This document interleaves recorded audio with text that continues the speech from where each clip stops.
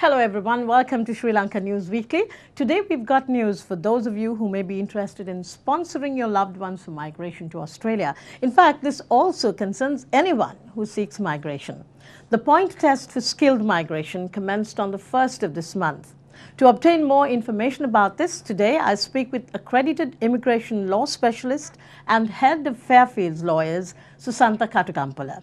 Susantha, welcome to Sri Lanka News Weekly. Well, the first question I have for you is actually, what are the implications of the new point test for migration? The new point test that was introduced on 1 July 2011 creates a lot of difficulty to overseas students who are in Australia wanting to apply for their migration in the country. And also it creates difficulty for a lot of potential applicants from overseas wish to apply for migration from overseas to migrate to Australia. This really affects people who apply for general skill migration. Any potential applicant who wishes to apply for general skill migration to Australia must satisfy the point test on the Schedule 6C that was in the law, part of the migration rules. Right. And this creates lots of difficulty by raising the IELTS, the English bar, and changing the points for the skills, changing the points for your Australian qualifications. Yes, the IELTS bar has been raised. I think it's about 7 per module, right? That's right. The minimum requirement for English is to have 6 for each component, technically. Nevertheless, if you have 6 for each component on the IELTS, you're not getting any points on the point test. To obtain minimum points on the point test, you must have 7 for each component in the IELTS. And also to get more points on the IELTS, you need to have 8 for each component. So this might actually leave out skilled trades individuals. That's correct. Especially out of Sri Lanka, many motor mechanics, the welders, and air condition mechanics, a lot of tradespeople who've got fantastic trade skills in Sri Lanka. Example, Sri Lanka produces fantastic tradespeople. The National Apprenticeship Authority and the German Technical Schools, Ceylon Hotel School, these institutions train people to the top standards, international standards. Nevertheless, so now they probably will have to include English in their curriculum. Absolutely as well. right. The English bar has been raised. This is a very difficult situation for many applicants who wish to migrate to Australia out of Sri Lanka, for an example. And also, the positive sign is that some people are given more points on their work experience. If you've got lengthy work experience, skill experience, you're given more points. Again, the bad news is that if you've done Australian bachelor's and master's, you used to obtain 15 points on the point test. There's extra points for master's degree. But on the new point test, no extra points for the master's. Whether you do a bachelor's or master's together, you're getting the same points. More points are given only if you've done a PhD. That's right. Right. Now, Australian migration has so far been generally open to all, but the new regulations could be discriminatory. What do you have to say about that? Australia maintains a non-discriminatory migration policy.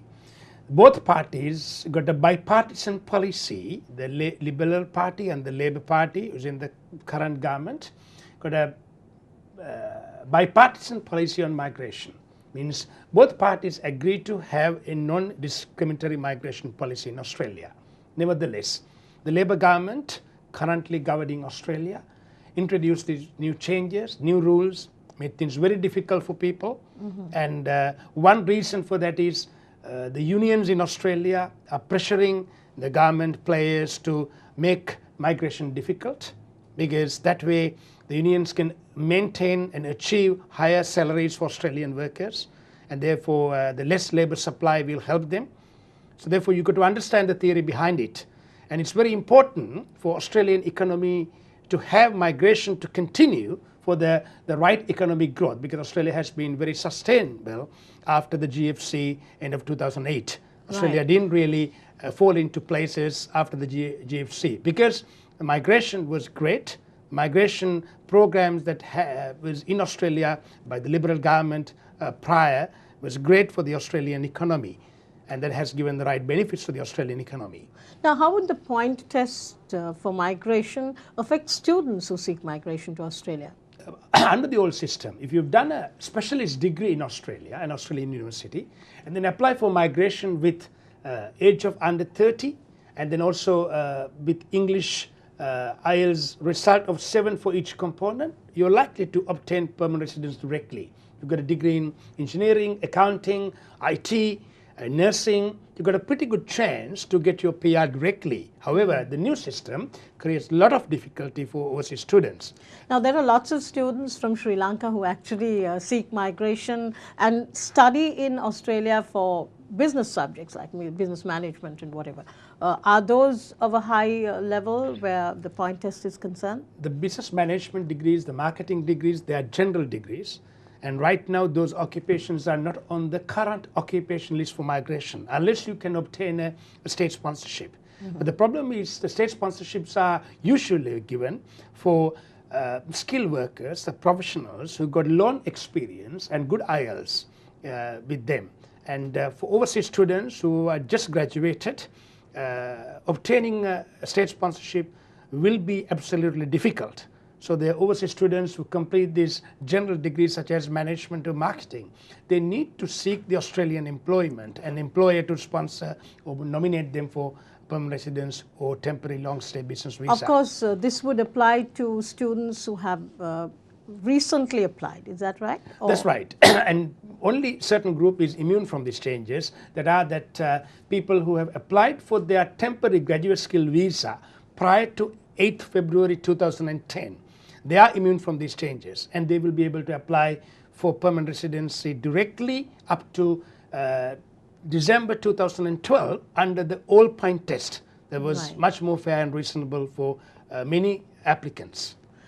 Now, further changes in migration regulations are due to be made by July 2012, I believe. So how stringent do you expect those regulations to be? Under the current system or under the previous systems in Australia, if you qualify for a visa category and if you meet your thresholds and if you meet the point test, you will be able to lodge an application for migration. It's a right of every applicant, anyone to apply for migration.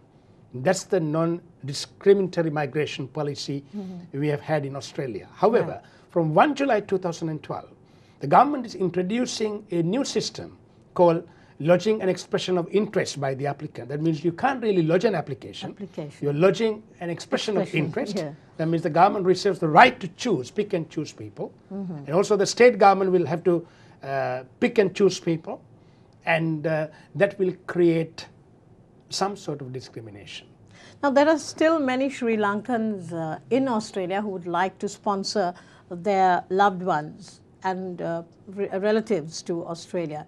What are your suggestions for them, given this new ruling and these new regulations? Lots of people coming out of Sri Lanka will be able to apply for migration only if they fall into the main occupation list. However, a lot of occupations do not fall into the main occupation list. It's only 100 odd occupations. And most of the occupations are on the state-sponsored list. Therefore, if you are a relative, if you are on a general occupation, you have the skills, you have the English, and you can't qualify for migration. And also, if you're sponsored by a relative, if the relative is in Sydney, Perth, or Brisbane, they won't be able to sponsor their relatives. But people in Melbourne, or Adelaide, or Canberra can sponsor their relatives and then obtain points in the system. That's only for regional visas, only for provisional temporary regional visa for migration. If you are sponsoring your relative for a permanent visa, only regional, only relatives in a designated area can sponsor them. Nevertheless, they won't be able to obtain any points on the migration point test. So it creates a lot of difficulty for family reunion. Now, earlier you mentioned that the skills that are required will be about 190 plus. The people, the type of skills that they require. That's right, yes. But before this, I remember that it was something like 400. Yes. 400 different skills. It used to be about 400 occupations was on the old list. This has changed on 1 July 2010. So since July 2010, the migration to Australia became very difficult. These changes were announced on 8th of February 2010. All this started basically after the GFC. The government wants to take a control of migration program, want to attract the best quality to Australia. From the government's point of view, basically the government wants to attract the best. But from the community's point of view, if you belong to a migrant community, we need to stand up for our community. We need to help our own people. Therefore, I would say that you need to continue to lobby to your local parliamentarian, your local representative in the Australian Parliament or the state parliament to work against this point test, unfair, discriminatory point test, this new system. And you need to continue to lobby them to change these difficult migration rules. Unless you lobby, nothing will happen. Please continue to lobby. That's the duty of Australian citizens in Australia. Yeah. So you've heard what Susantha had to say. That's his suggestion. You need to lobby with your local parliamentarians and stand up for your rights. Thank you, Susantha, for joining us today. Well, I've been talking to accredited immigration law specialist and head of Fairfield's lawyers and, of course, Australian Gateway here in Colombo, Susantha Katugampala, about the point test for migration, which came into effect on the 1st of July this year.